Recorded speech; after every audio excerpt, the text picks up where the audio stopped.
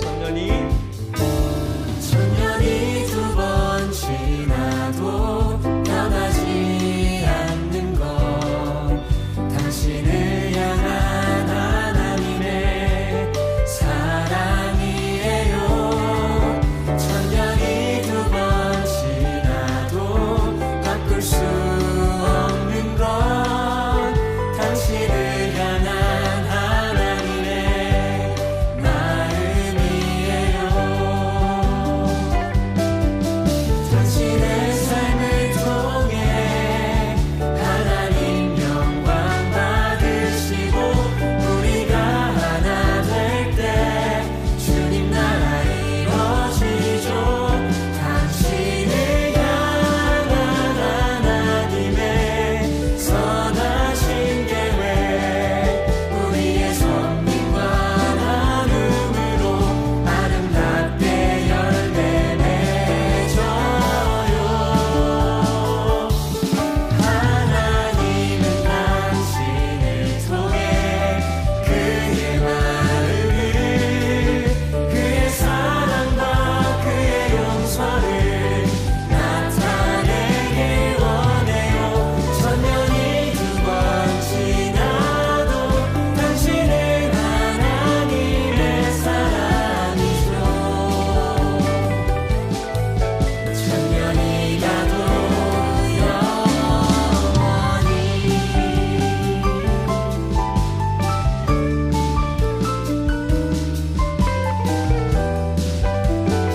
우리 사진 좀 뒤로 이렇게 볼까요? 못 본 사람들 보면서 당신의 삶을 통해 하나님 영광 받으시고, 우리가 하나 될 때 주님 나라 이루어지죠. 당신을 향한 하나님의 선하신 계획, 우리의 섬김과 나눔으로 아름답게 열매 맺어요. 하나님은 당신을 통해 그의 마음을, 그의 사랑과 그의 용서를 나타내길 원해요. 천년이 두 번 지나도 당신은 하나님의 사랑이죠. 천년이 가도 영원히.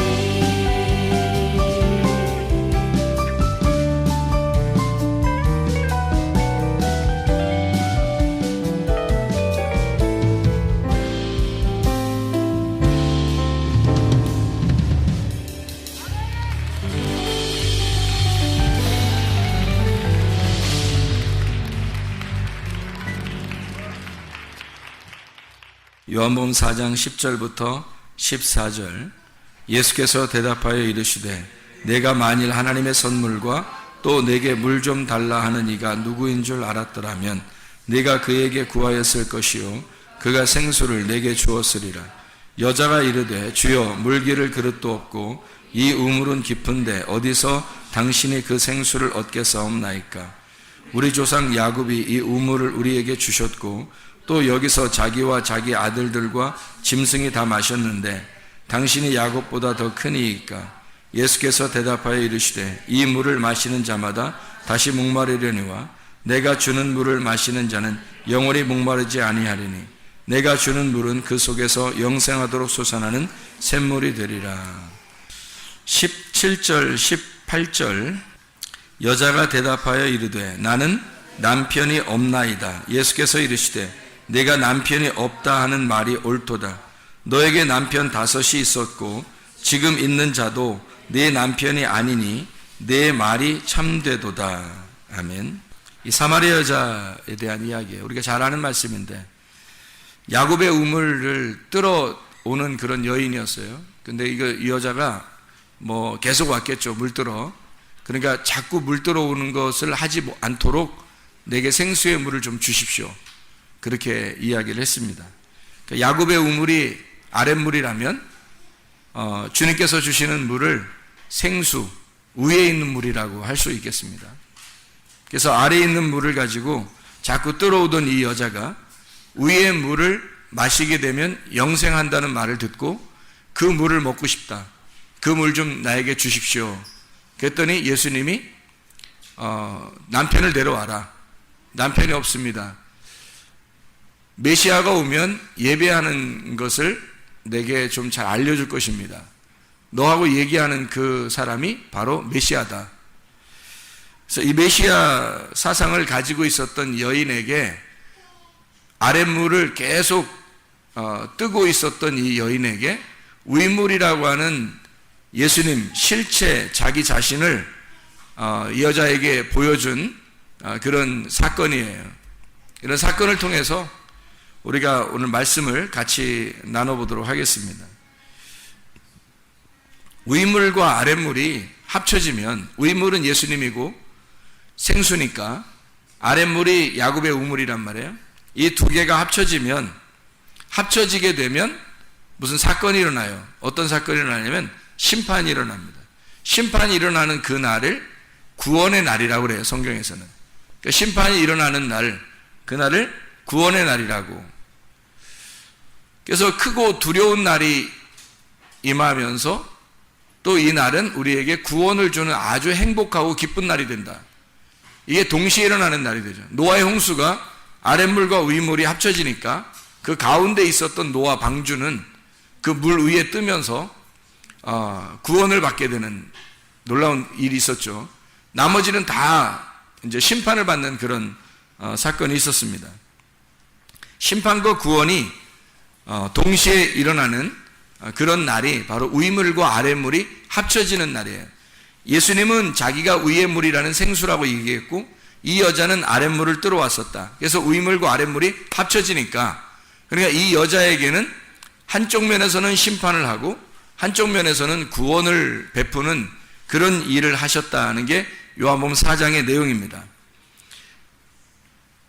합쳐지니까 위물을 알게 되니까, 아랫물만 알고 있었던 여자가 위물을 알게 되니까 이 여자가 진짜 물을 발견한 거죠. 그러다 보니까 자기 우물물 통을 버려버리고 사람들에게 그 위의 물을 소개하러 다니게 됐다 하는 얘기입니다. 여기에 이제 어떤 그 물에 대한 이야기를 하다가 예수님이 남편을 좀 데려와라 그런 이야기를 하거든요. 그 남편이 뭐 하는 자인가 봤더니 물이라고 하는 아래 물의 대표를 남편이라고 여기서 말씀하는 거예요. 그러니까 남편을 좀 데려와라 이렇게 말했을 때는 예수님이 자기가 진짜 남편이다라고 하는 걸 소개하고 싶어서 그런 거겠죠. 위물과 아랫물이 합쳐지는 날, 뭐라고 표현할 수 있는가? 우리에게는 사마리아 여자라는 그 밭에 뭐가 뿌려지는 날이래요. 씨가 뿌려지는 날. 그날이 위물과 아랫물이 합쳐지는 날이에요. 밭이라고 하는 우리 땅이라는 나에게 하늘이라고 하는 그 씨가 위에서 떨어지면 밭과 씨가 하나가 되는 요 만나는 지점이 있잖아요. 요 만나는 지점. 그러면 이 땅이 씨를 통해서 파괴가 되고 들어가죠. 그런데 거기에서 열매가 맺는다는 거죠. 그러니까 땅은 파괴가 되고 들어가는데 그것이 다시 그 파괴된 곳에서 열매가 맺는다는 거예요. 그러니까 심판과 구원이 동시에 일어나는, 씨가 뿌려지면 동시에 그런 일들이 벌어지는 것처럼 아랫물에 위물이 떨어지면 똑같은 일이 벌어진다는 얘기입니다. 이 사마리아 여자에게는 사실 생수의 물이 되신 예수님 오신 것은 씨를 뿌리러 온 거죠. 예수님 자체가 씨를 뿌리러 온 거예요.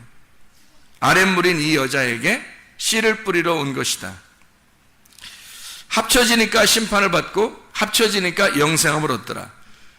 영생함을 얻는 것, 영생함을 얻으니까 영생이라는 것이 여기에 있다. 그러면서 예배를 설명해 줘요.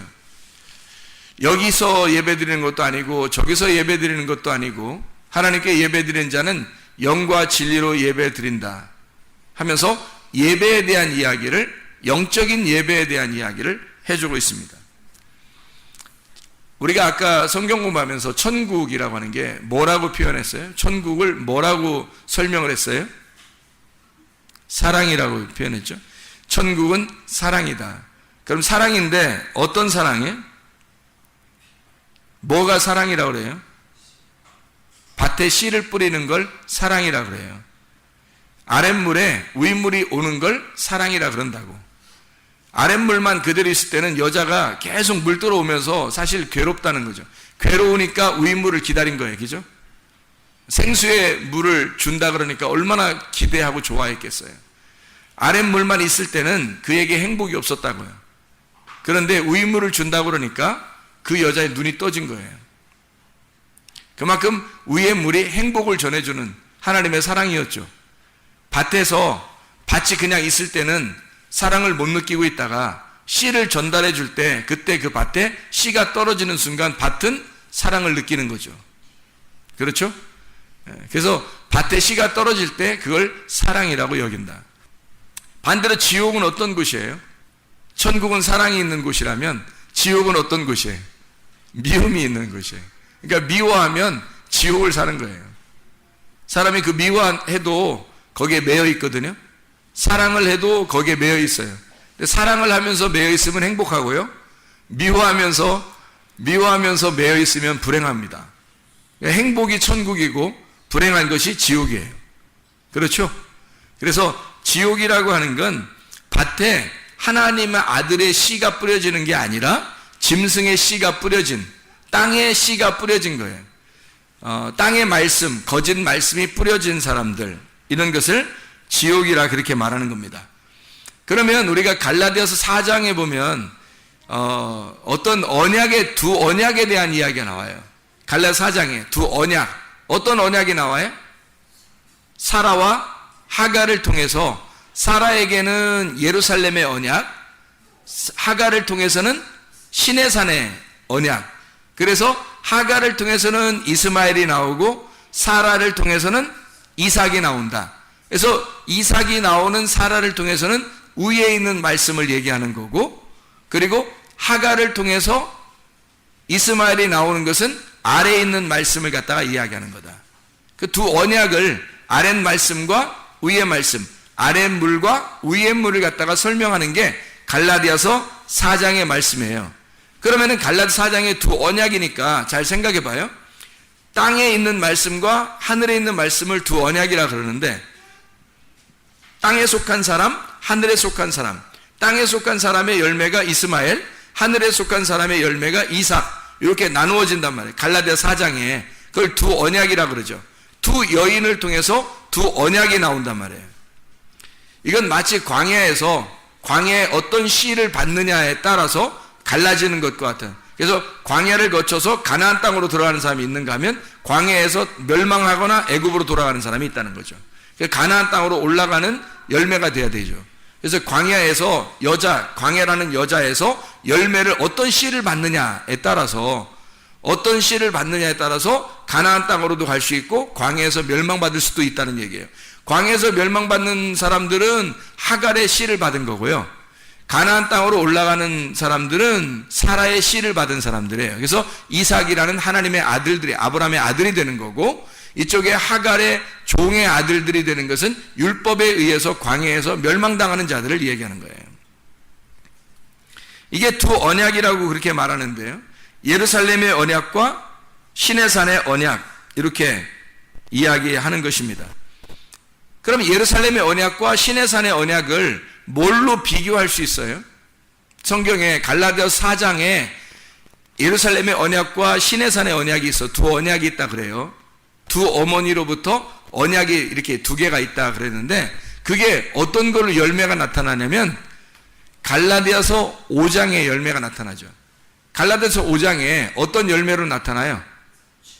육체의 열매와 성령의 열매로 나타나죠.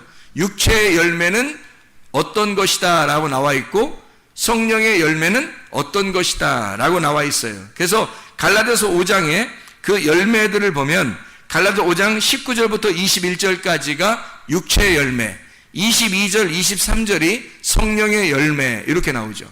그러면 갈라디아 4장에 나오는 두 언약을 통해서 열매가 나타나는데 하나는 육체의 열매, 하나는 성령의 열매. 그러면 성령으로 난 자가 이삭, 육체로 난 자가 이스마엘이 되는 거죠. 그렇죠? 이스마엘이 둘 다 아브라함의 자손이에요. 둘 다 말씀을 가진 자들이란 말이에요.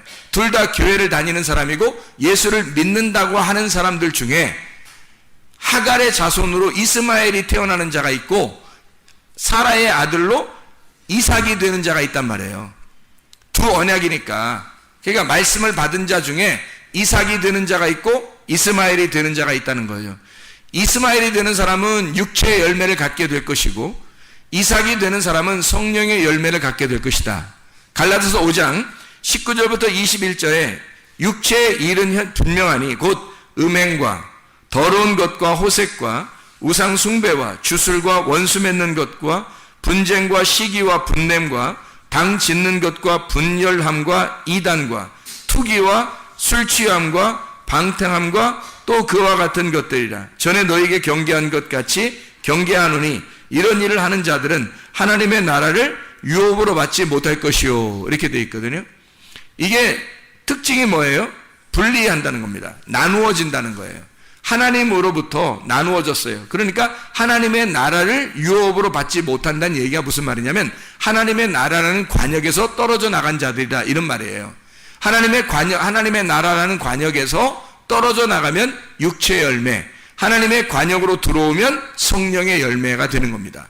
성령의 열매는 22절, 23절에 보니까 오직 성령의 열매는 사랑과 희락과 화평과 오래 참음과 자비와 양선과 충성과 온유와 절제니 이 같은 것을 금지할 법이 없느니라. 성령의 열매는 하나 되게 만드는 거잖아요. 사랑하죠, 화평하죠, 서로 연결하죠, 그리고 오래 참죠, 그리고 절제하죠. 이게 다 뭐 때문에 그래요? 하나 되려고 그렇기 때문에 그런 거예요. 하나 되려는 사람들은 이 성령의 열매가 속에서 나타난다는 겁니다. 그런데요, 육체의 열매 가진 사람들은 이상하게 분리가 돼요. 나누어진단 말이에요. 이상하게 관역으로부터 떠나게 되고 나누어지는 것을 의미하는 거예요. 그런 사람은 하나님의 나라가 뭐예요? 예수 그리스도가 천국이고 그게 하나님의 나라거든요. 하나님의 나라에서 벗어나는 자가 되었다라는 말이에요. 그게 육체의 열매예요. 육체의 열매라는 건 언약 중에서 신의 산 언약을 받은 육체라는 하갈을 통해 이스마엘이 되었다. 이런 열매를 가진 자는 관역으로부터 떨어져 나가 하나님의 나라를 유업으로 받을 수가 없다는 말이죠. 하나님의 나라를 유업으로 받은 사람들은 하나님의 나라와 하나가 된 사람이에요. 관역에 들어온 사람이고 연합된 사람이에요. 그러니까 성령의 열매를 가진 자들이죠. 이런 사람들은 하나님의 나라를 유업으로 받는 거죠. 자, 이것이 천국과 지옥에 대한, 지옥은 뭐 이렇게 우리가 볼 때 뭐 이상하게 악랄하게 생기고 뭐 이런 그런 곳이 아니라 마치 이것과 같아요. 빛과 어둠이라고 하는 곳에서 어둠이라는 거, 빛이라고 하는 게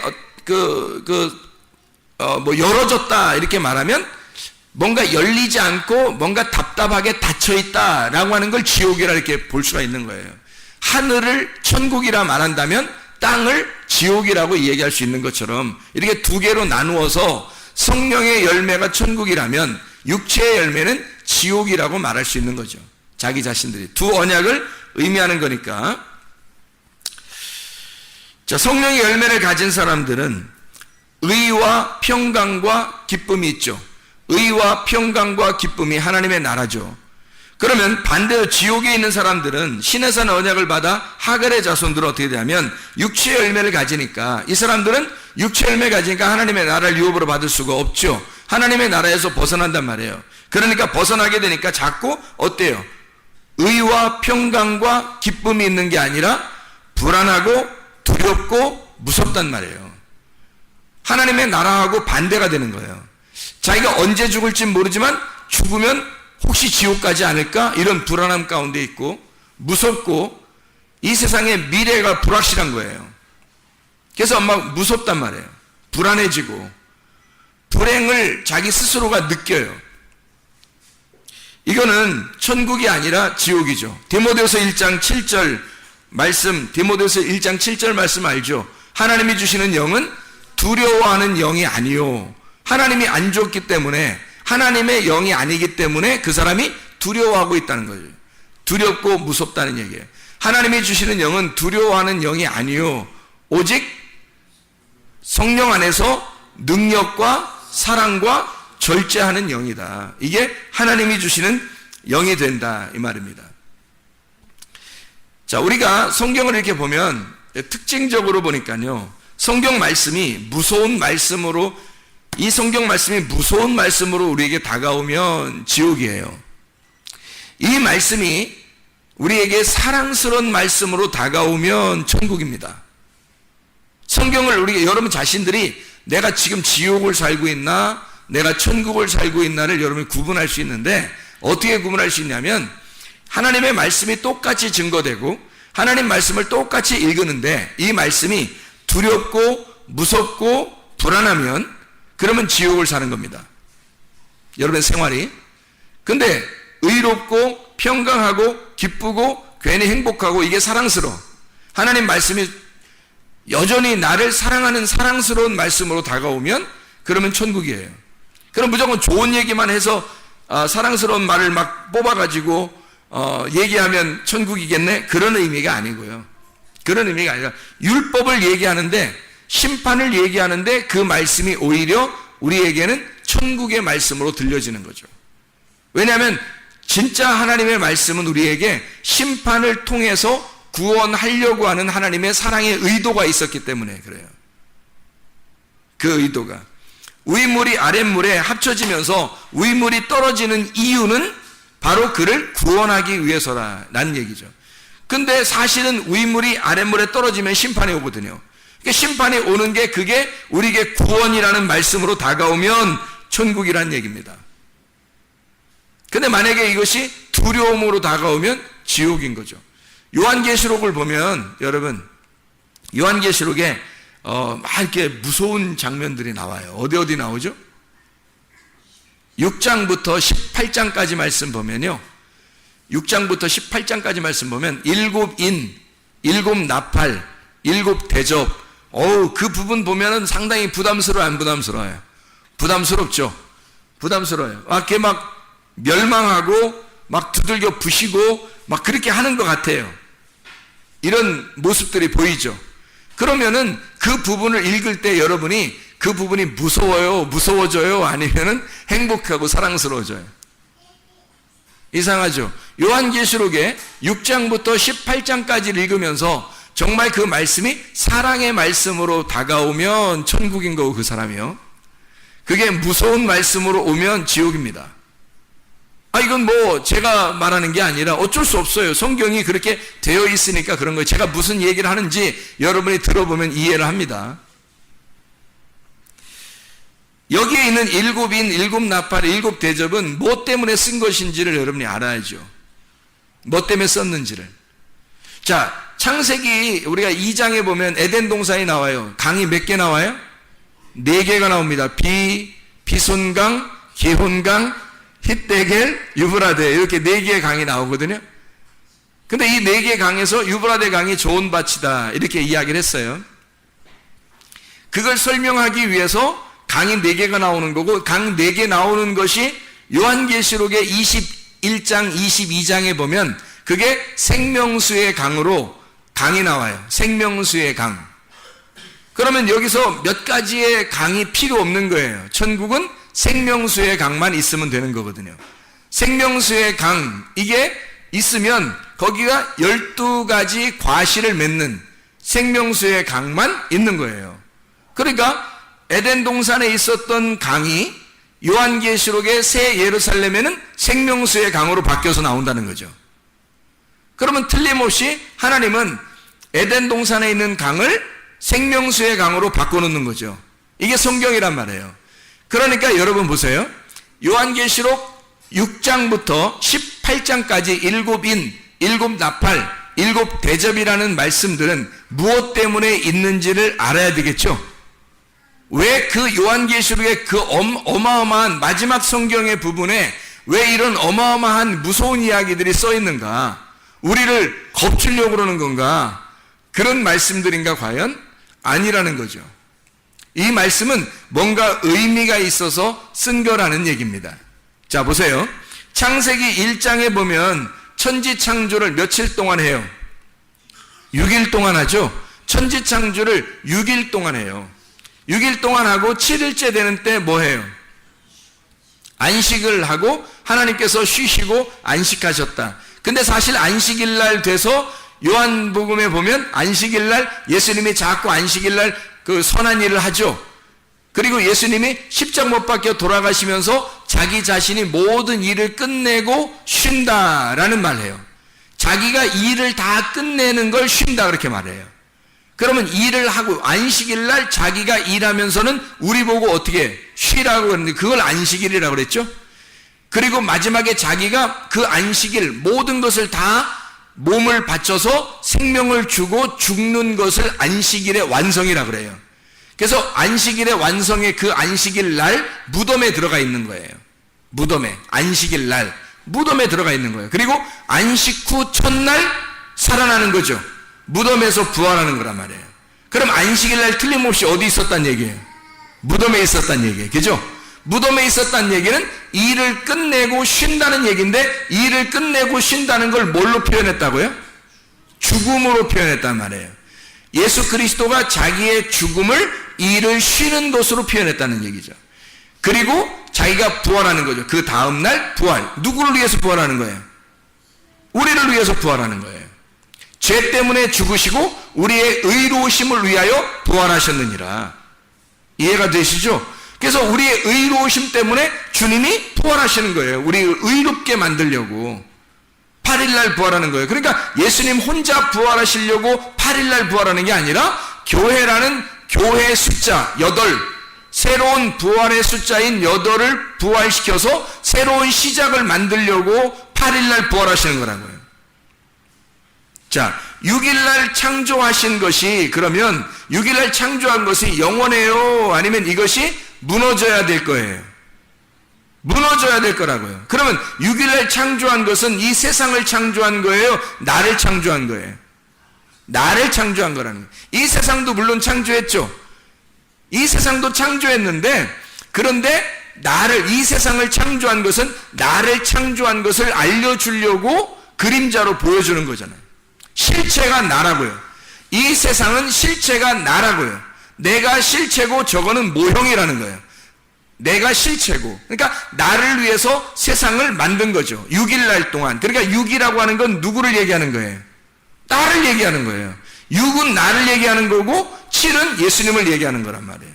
8은 교회를 얘기하는 거고요. 그러니까 나는 죽고 예수 그리스도가 살아서 나의 신랑이 되시면 내가 신부인 교회 8이 된다는 얘기예요. 그래서 우리 천지창조의 6일을 어느 날 무너뜨려야 되겠다라고 성경에서 무너뜨려야 되겠다라고 성경에 쓴 게 뭐겠어요? 요한계시록 6장부터 18장까지라고요. 그러면 그 일이 좋은 일이에요? 나쁜 일이에요? 좋은 일이라는 거죠. 이렇게 성경을 깨닫고 좋은 일로 하나님의 사랑으로 받아들이면 그 씨가 심어진 말씀이 되는 거고, 그것이 무서운 말씀으로 다가오면 나를 파괴하는 말씀으로 다가오는 거란 말이에요. 그러니까 나를 파괴하는 것이 곧 나를 구원하는 건데, 나를 파괴하는 입장에서 보면 나를 죽이는 입장이니까 내가 지옥의 입장이 되는 거고, 나를 구원하는 입장으로 성경을 보게 되니까 나를 파괴시키는 것이 곧 나를 구원하는 거구나라는 것을 보게 되면 하나님의 사랑으로 느껴지는 거죠. 이게 하나님이 나에게 씨를 심기 위해서, 새로운 건축을 위해서 하나님께서 나를 부셔버리고 무너뜨리기 위한 하나님의 말씀이구나라는 것을 깨닫게 되는 거죠. 어렵지 않죠.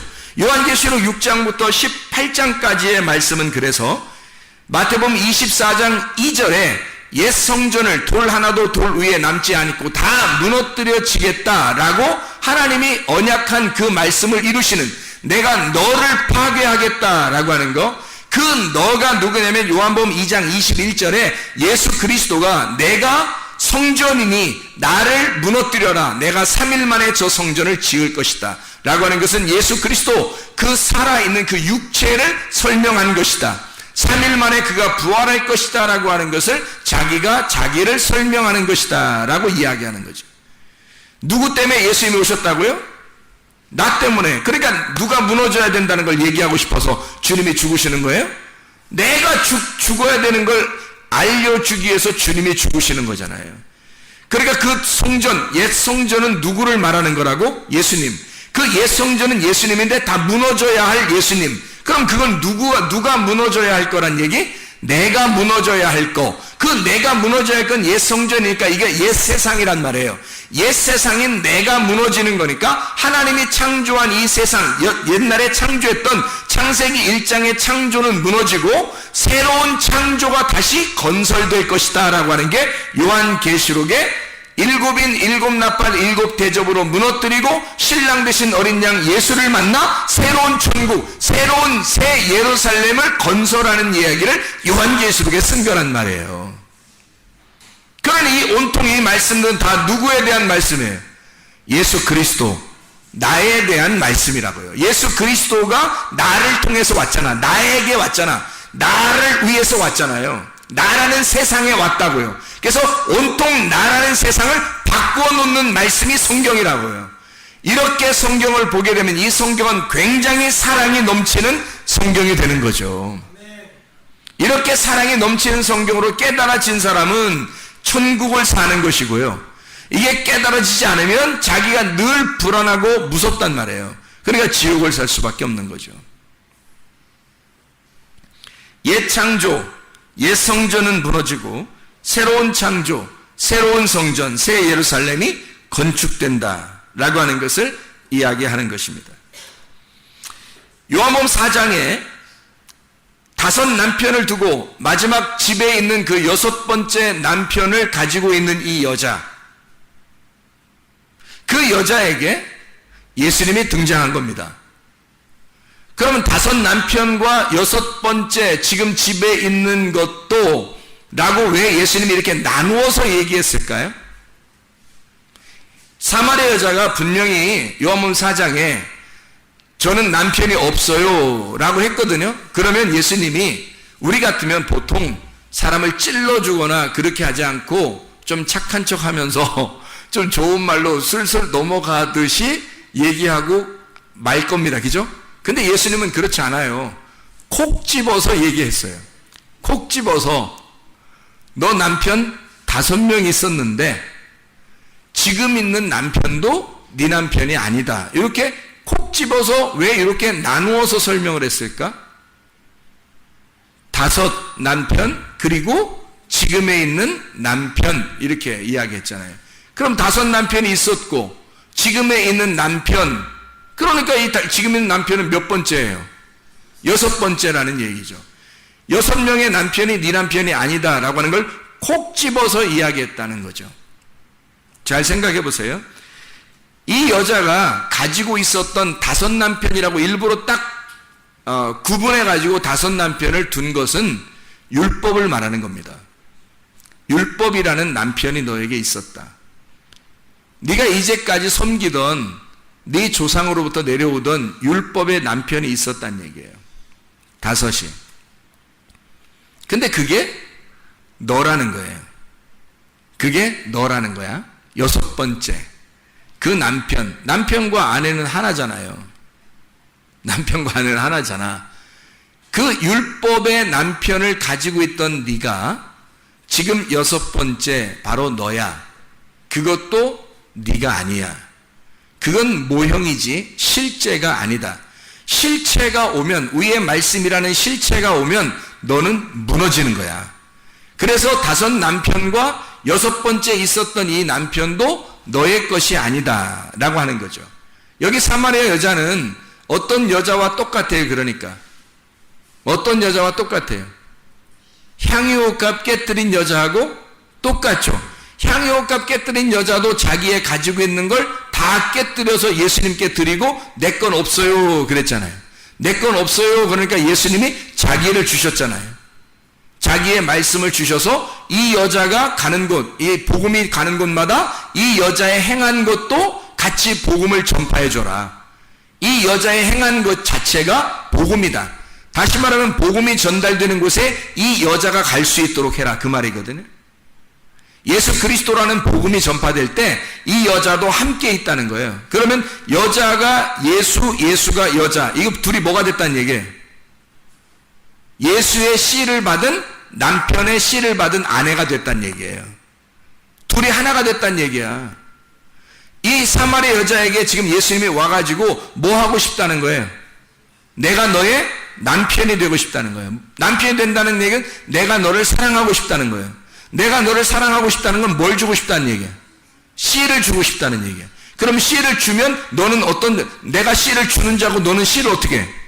받는 자가 되어야 된다는 거죠. 내가 씨를 주고 너는 씨를 받는 자. 내가 씨를 주고 너는 씨를 받아. 씨를 주고 씨를 받는 이것을 천국이라 그런다고. 씨를 전달하면 씨를 받는 사람이 있을 거 아니에요. 그러면 하나님의 말씀이 전달되고 하나님 말씀이 전달되면 받는 자가 있는 그것을 천국이라 그런다고요. 성경에서는 천국을 어떤 장소의 개념으로 하지 아니하고 이게 천국, 이것이 씨가 있는 곳, 이게 천국이라고요. 그래서 예수님 마태복음 13장에 뭐라고 그래요? 천국은 마치 씨, 겨자씨, 누룩, 보화, 그물 같으다. 이게 천국이다. 천국은 어떤 장소를 얘기한 게 아니란 말이에요. 씨가 있는 곳, 씨가 있는 것, 이게 천국이다. 예수님이 사마리아 여자에게 지금 씨를 전달해 주는, 의의 물을 전달해 주는 것은 다시 말하면 뭐를 갖다가 안겨준 거예요? 천국을 갖다 준 거란 말이에요. 향유값 깨뜨린 여인, 이 여자가 향유값 깨뜨리고 나서 자기의 모든 걸 다 드렸는데 뭘 받은 거예요? 그러니까 씨를 받은 거예요. 천국을 받은 거란 말이에요. 말씀, 생명, 빛, 진리, 어린 양 되신 그 예수님, 그래서 어린 양으로 오신 그분이 핵심이라고요. 진리의 핵심. 그러니까 예수님이 향유값 깨뜨린 여인 그 앞에서 뭐라 그래요? 이 여자가 나의 장례, 나의 죽음을 준비했다. 내가 어린 양으로 온 것을 철저하게 준비가 되었다, 이 말이에요. 그게 복음이라. 복음이라는 그 진리가 어린 양으로 오신 그분, 그 예수가 죽는 곳, 그 죽음, 그것이 복음이다. 이 다섯 남편을 가진 자, 여섯 번째 남편도 율법을 가진 이 여자가 자기의 율법을 깨뜨리고 예수 그리스도라는 복음을 받게 되었어요. 이 땅에 하늘이 이 땅에 내려왔구나, 나에게 씨가 내려왔구나 라는 것을 그 자리에서 목격하게 됐다는 거죠. 이 여자가 요한복음 4장에 이랬을 때 이 여자가 어떻게 해서 이 여자가 씨를 받게 되었는가 라고 하는 얘기입니다. 어떻게 이 여자에게 위에 있는 생수가 오게 되었는가, 어떻게 예수님은 이 여자에게 일부러 찾아가서 만나 주었는가 하는 얘기예요. 어떻게? 어떤 여인이니까 그런 거예요? 그만한 자격이 있어서 그런 거예요? 그만한 자격이 있으니까 예수님이 가가지고 만나주고 생수를 주고 씨를 전해준 거예요? 그냥 여자는 가만히 있었어요. 여자는 예수님에게 사랑받고 싶은 마음도 없었고요. 그 남자하고 다 그랬던 건데, 이 사마리아 여자 입장에서는, 근데, 어떤 여자인데 예수님이 막 사랑하고 싶어 하고, 씨를 주고 싶어 하고, 그렇게 와가지고 만나느냐 이거예요. 이 여자는 틀림없이 이런 여자였어요. 이 여자는 5 남편을 가진 여자, 그리고 또 하나의 남편이 있는 여자로 봐서 이 여자는 율법적인 사람입니다. 율법적인 사람이기 때문에 주님이 찾아오신 거예요. 여러분,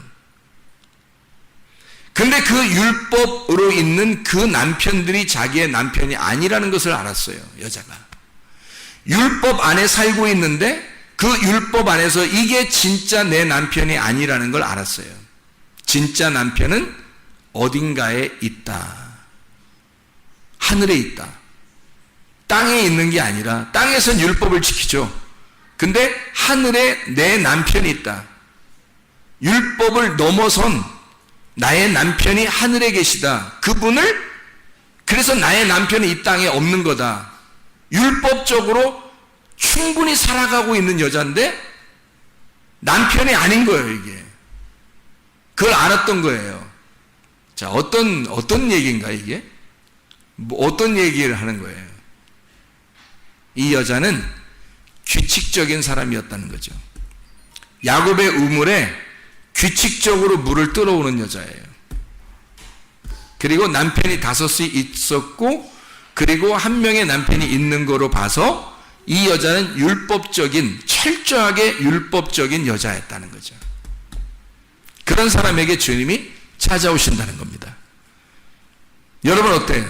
자, 예수님을 만났어. 이 여자가 만나고서 물을 다 떴어요. 이제 야, 생수가 뭔지 알았어. 하늘의 물이 어떤 건지 알았어. 하늘에서 오신 예수님, 그 생수가 어떤 건지 알았어요. 이 여자가 알고 거기서 예수님을 만나고 나니까 너무 좋아서 물동이를 다 버려두고 사마리아 사람들한테 가가지고 막 다 여기 내가 만난 메시아를 봐라, 그리스도가 아니냐, 내가 만난 거 봐라, 막서 이분이 진짜 하늘의 아들이다 막 얘기하면서 내가 이토록 기다렸던 그 남편이 왔다 하면서 막 소개를 했거든요. 좋아서 남편이 너무 훌륭하니까 하늘에서 온 왕자란 말이에요. 백마탄 왕자가 내려왔으니까 막 자랑하고 싶어서 확 자랑을 해버렸거든요. 자랑하고서 물도 하나도 안 뜨고 집에 그냥 돌아갔다. 그 다음날도 물도 안 들어왔다. 그 다음날도 물도 안 들어왔다. 이래요? 그랬겠어요? 사마리아자가? 아니에요. 물동에 버려두고 막 전달하고 가서 다 얘기하고 난 다음에 다시 우물가에 와서 물동이 다시 들고 집에 간단 말이에요. 물 떠가지고 집에 간단 말이에요. 그 다음날 되면 또 역시 물을 또 먹어야 되니까 물을 갖다가 끌어온다는 거죠. 그 다음날에도 또 물을 왜? 규칙적인 여자니까. 규칙적인 여자니까. 근데 옛날에 야곱의 우물에 와서 물을 뜨던 거하고 이제는 달라졌죠. 나중에 들어올 때는 달라지겠죠. 어떻게 달라질까요? 마음이 달라지죠. 내가 여기서 내 새로운 남편을, 진짜 그리스도를 만난 장소다. 내가 진짜 말씀을 만난 그 장소, 거기에 내가 간다는 것은 흥분되는 일이죠. 기쁜 일입니다. 행복한 일인 거예요. 그러니까 행복한 마음을 가지고 물을 들어오는 거죠. 그 다음부터는. 그 전에는 어땠어요? 행복한 마음이 아니었다고요. 불행하고 힘들고 어렵고 괴로운 마음으로 온 거라고요. 자기를 진짜 죽는 마음으로 찾아온 거예요. 늘 이렇게 와서 꼭 죽을 것 같은 거예요. 이거 먹고 죽으리라. 구약에서도 엘리야가 찾아간 여자 하나 있었죠. 과부, 사르밧 과부. 아들하고 이거 먹고 죽으려고요. 그랬더니 엘리야가 뭐예요? 그거 나한테 줘봐 먼저.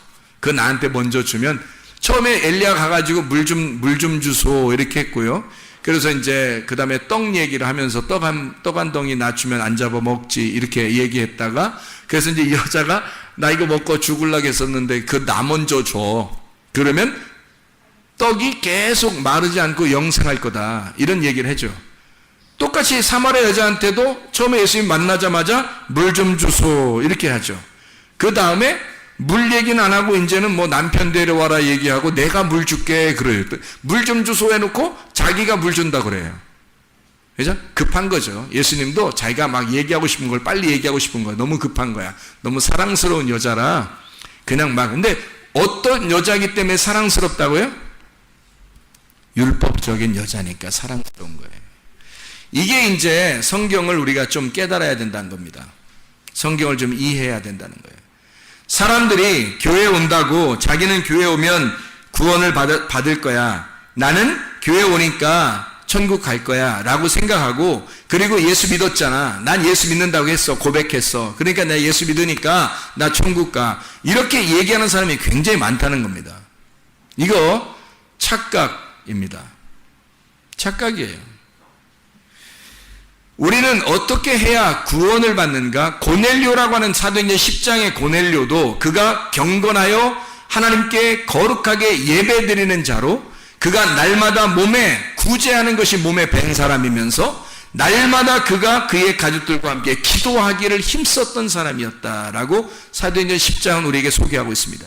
그랬기 때문에 베드로에게 환상을 보여주면서까지도 내가 이를 거룩하게 만들었으니까, 내가 정결하게 만들었으니까 네가 가서 복음을 증거하여 그가 예수 믿게 해라 라고 베드로를 보내주잖아요. 어떤 사람에게? 고넬료 같은 사람에게. 사마리아 여자, 이 여자가 율법적으로, 그가 율법적인 하나님의 말씀을 지켜 살았던 사람이기 때문에 그 여자를 주님이 찾아오신 거예요. 이 율법적인 그 여인에게 진짜 율법이신 남편 예수, 복음 대신 그 율법이 복음이 돼서 나타나신 겁니다. 아래에 있는 말씀 율법만 알고 있었던 이 여자에게 위에 있는 율법, 위에 있는 복음을 갖다가 전달해 주기 위해서 오신 분, 그가 예수라고요. 그가 진짜 남편, 새로운 남편이 돼서 오셨다고요. 그러니까 이 여자는 그냥 얼렁뚱땅 살던 여자가 아니란 말입니다. 교회에 다니면서 여러분이 규칙적이지도 아니하고 예배 드리지도 아니하고 기도도 규칙적으로 하지도 아니하고 율법적으로도 하지 아니하고 이렇게 산다. 율법에 의해서 구원받는다는 의미가 아니에요. 제가 그런 의미가 아닙니다. 율법적으로 여러분이 이렇게 하니까 구원은 아니에요. 은혜로 구원받아요. 하나님은 우리에게 구세주로 오셨습니다. 너희가 자격이 없는데 은혜로 구원해 주려고 오신 구세주죠. 그러나 구세주를 받아들이는 사람 반드시 예수 그리스도를 주인으로 여긴다는 겁니다. 그냥 우리가 아무렇게나 내가 주의 행세하지 않는다는 거예요. 예수 그분을 나의 남편이요 철저한 나의 주인으로 여긴다는 거죠. 구세주로 영접한 사람은 주인으로 섬긴단 말이에요. 그리스도를. 근데 그리스도인들이 대부분 그리스도인이라고 하면서 예수 믿는다고 하면서 자기는 철저하지 못해요. 말씀적으로도 철저하지 못하고 예배에도 철저하지 못하고 기도하는데도 철저하지 못해요. 그러면서도 나는 구원받았다고 얘기해서 방종하기 시작합니다. 대부분이 그냥 방종해요. 방탕하는 겁니다. 타락한 거예요. 예수가 십자가 못 박혀 죽으시는 그 모습이 나의 죽음이었다면 그냥 그 사람이 아무렇게나 살 수 있겠느냐 하는 얘기예요. 그럴 수 없습니다. 사마리아 여자는 철저한 율법주의였어요. 철저하게 율법에 의한 남편을 가지고 있었던 사람이었다는 거죠. 근데 주님은 그 여인에게 나타나신 겁니다. 그냥 대충 자기의 중요한 것들이 자기 중심으로 자기 중요한 것들을 먼저 생각하는 사람에게 하나님이 막 나타나서 구원해 주는 것이 아니에요. 고넬료 같은 사람에게 나타나 구원하는 것이고 사마리아 여자 같은 사람에게 나타나 구원하는 것이라 이 말입니다. 그냥 아무나 사라밧 과부 보세요. 그날 먹고 죽으려고 했던 여자였어요. 그러니까 하나님이 구원하시는 거예요. 우리 교회에 이 집사님이라고 있어요. 약을 다 털어먹고 그날 죽으려고 딱 준비하고 전화도 안 받고 있는데 전화가 계속 울린 거예요. 강 권사님이 계속 기도하다가 이상하게 거기 전화를 하고 싶은 거예요. 전화를 계속했다. 안 받아요. 너무 안 받으니까 이상하니까 찾아간 거예요. 찾아가니까 전화도 안 받고 약을 이만큼 들고서 먹으려고 했던 중이었단 말이에요. 그날 인생이 사는 게 뭐냐 해서 딱 그때 문을 두드리고 들어간 거죠. 그리고 그날 우리 교회를 나오게 된 거예요. 우리 교회를 나오게 돼서 예수를 영접했네. 너무 예수님이 좋아서 예수님이 너무 좋아서 철저하게 예수님을 지금 사랑합니다. 하나님 말씀을 얼마나 사랑하는지 몰라요. 얼마나 기도하는지 몰라요. 틈만 나면 기도하고 틈만 나면 교회 오고요. 얼마나 교회를 사랑하는지 몰라요.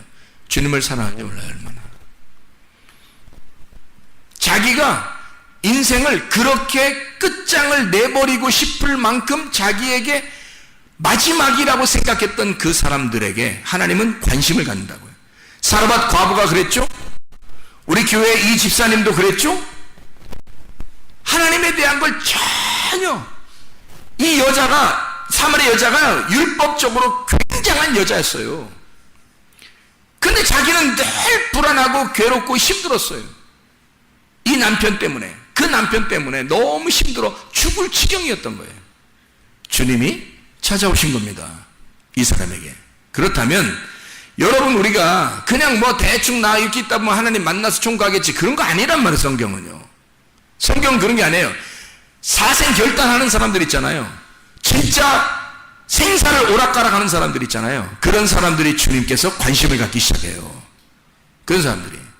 그럼 여러분이 철저하게 교회에 나오면 철저한 율법, 철저히 하나님 말씀 중심의 사람이 되어야 된다는 거예요. 교회 중심의 사람이 되어야 된다는 거예요. 이게 하나님 중심의 사람이 돼서 내가 오로지 하나님 중심, 이 말씀의 중심, 교회 중심, 그래서 이것 자체가 너무 중심적이고 너무 규칙적이어서 이 사람을 사람들이 볼 때 너 율법주의 아니야? 라고 할 정도의 사람. 그래서 그 이 말씀 중심, 교회 중심, 하나님 중심 때문에 아주 죽을 지경인 사람에게 주님은 나타나신다고요. 이게 그런 사람에게 그냥 막 놀고 먹는 사람에게 하나님 나타나시겠냐고요. 아니라고. 그건 아니라. 성경은 아니라고. 그건 아니라고요. 성경 어디에도 그런 사람들을 구원했다고는 말이 없어요. 하나님은 철저한 사람들에게 진짜 하나님의 율법 안에 찌들어 있는 자들을 주님 만나신다고요. 정말 규칙적인 사람, 규칙적인 성경 읽기, 규칙적인 기도, 규칙적으로 예배 드리는 이런 사람들에게 하나님은 은혜를 누릴 수 있도록 만들어 주신다. 율법을 통해서 은혜를 누리게 만들고, 하나님은 인간의 삶에서 규칙을 정해놔요. 이 규칙을 정해놓은 이 규칙을 철저하게 지키게 함으로써 은혜를 누리게 만들어요. 제가 이것을 왜 이렇게 생각을 하게 됐냐면요, 이거를 주님을 생각을 해봤어요. 건강을 생각해보고 주님을 생각해봤어요. 그랬더니 건강이라는 게 다른 게 없더라고. 여러분 의사 만나면 의사들이 여러분 건강할 때 건강을 지키세요 그런 말 하죠. 그리고 건강이 이제 안 좋아졌어요. 그럼 이제 병원에 가서 의사를 만나면 의사가 뭐라 그래요? 아이고 미리 건강 좀 잘 지키지 그랬어요. 이제 앞으로 이렇게 하세요 라고 해요. 뭐라고 그래요? 약간의 치료를 해주고 그리고서 어떻게 살으라고 그래요. 어떻게 살으라고 그래요?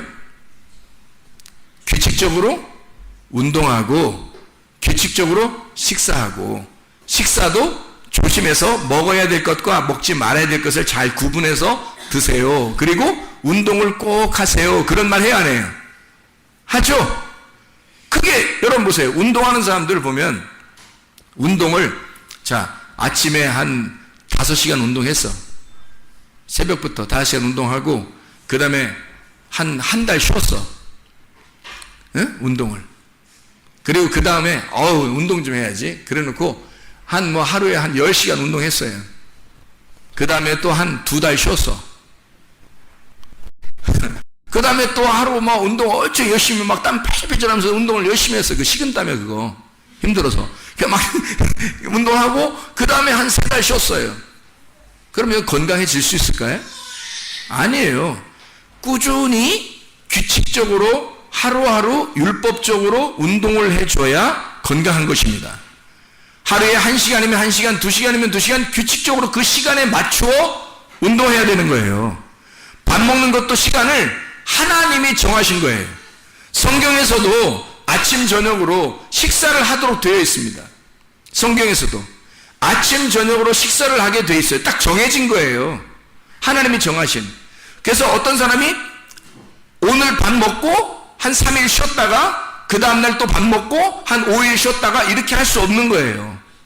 할 일이 너무 바빠가지고 하루 먹고 며칠 쉬고 안 먹고 있다가 다시 또 하루 먹고 이렇게 할 수 없는 거예요. 밥은 아침 저녁으로 규칙적으로 먹어줘야 된다는 겁니다. 왜 그렇게 해요 여러분? 아니 건강 상관없으면 여러분이 아무렇게나 밥 먹지 뭘 그렇게 똑같이 그렇게 밥을 먹으려고 해요? 생각을 해보시라고요. 누가 만드신 거예요? 하나님이 만드신 거예요. 제가 건강을 생각해보고 하나님 말씀을 생각해보니까 아하, 하나님 말씀도 똑같겠구나. 하나님 말씀도 하나님이 이런 규칙과 율법을 통해서 사람들에게 건강하도록 하나님이 건강을 유지하는 방법을 똑같은 규칙을 정해서 그대로 하는 사람들에게 건강하도록 만들어놨다는 겁니다. 똑같이 그 시간에 밥 먹는 것과 똑같이 그 시간에 운동하는 것을 통해서 하나님은 그 사람을 건강하게 만들어놨다는 거예요. 그걸 누가 만들었냐면 하나님께서 그렇게 우리의 몸을 그렇게 만드셨다는 거예요.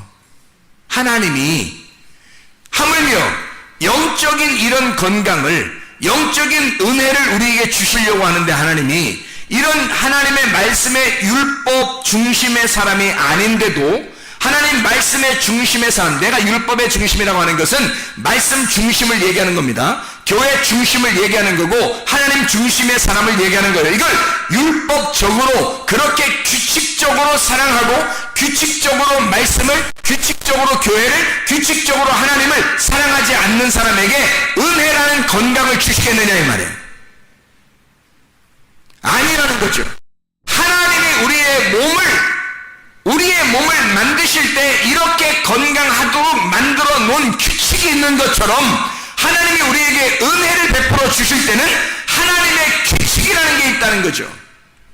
그 규칙을 정해놓고 그대로 행하는 사람에게 은혜를 베풀어 주시고 그 사람이 은혜를 누릴 수 있도록 영적인 건강을 허락해 주신다는 겁니다.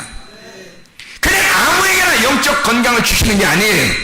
아무나 교회 그냥 대충 이렇게 나왔다 안 나왔다 이렇게 한다고, 성경 읽었다 안 읽었다, 설교 들었다 안 들었다, 어떤 기분 좋았다 안 좋았다 한다고 해서 그냥 아무렇게나 은혜 베풀어 주시고 그러는 게 아니라는 것입니다. 어느 날 쓰러져요. 건강이 속에서 무너지고 있었기 때문에 쓰러진다고요.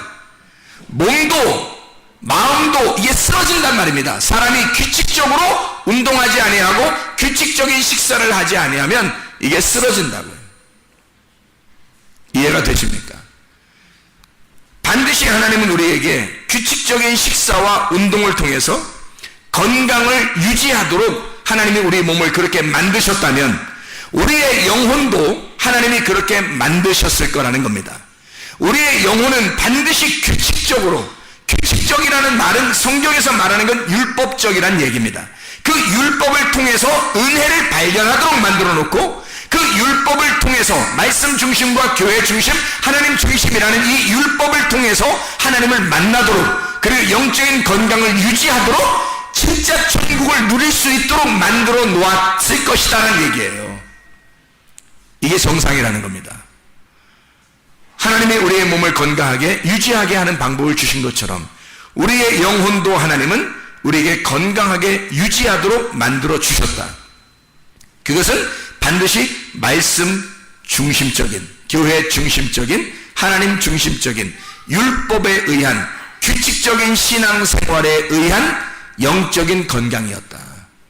이걸 여러분이 반드시 생각하고, 아하, 그냥 내가 들쭉날쭉 이렇게 한다고 해서 내가 영적으로 천국 가고 영적인 건강을 유지하는 게 아니었구나. 이런 규칙적인 생활을 통해서 하나님은 나의 영혼을 건강하게 만들어 놓고 있었구나. 그래서 우리는 새벽과 저녁에 예배를 드리고 성경을 읽고 있고 기도하고 있는 겁니다. 그걸 통해서 이 규칙적인 생활을 통해서 우리의 영혼을 건강하게 만들기 위해서예요. 그냥 건강한 거 아니죠. 반드시 이것이 오히려 우리에게 건강을 주고 규칙적인 운동과 규칙적인 식사가 우리의 몸의 건강을 가져오는 것처럼 그렇게 영혼의 건강도 반드시 규칙적으로 되어 있을 때 우리에게 영혼의 건강을 주실 수 있다. 이런 하나님의 말씀임을 깨닫고 영혼과 마음과 몸이 다 같이 건강하시길 예수는 축원합니다. 기도합니다. 우리 하나님 아버지 사랑과 은혜를 감사드립니다. 하나님, 사마리아 여자도 율법적인 사람이었고 그 안에서 주님의 사랑을 톡톡히 받은 사람이었습니다. 하나님, 우리도 영적 건강을 유지하기 위하여 은혜를 누리기 위하여 하나님의 말씀적인, 교회적인, 하나님적인 사람이 되게 하옵소서. 그래서 규칙적으로 주님과 동행하는, 규칙적으로 하나님과 함께 동행하며 살아가는 주의 사람들이 되게 하옵소서. 예수 그리스도 존귀하신 이름 받들어 기도드렸사옵나이다. 아멘.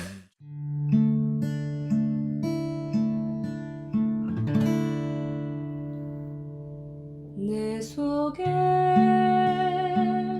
내가 너무도 많아서 당신을 쉴 곳 없네. 내 속에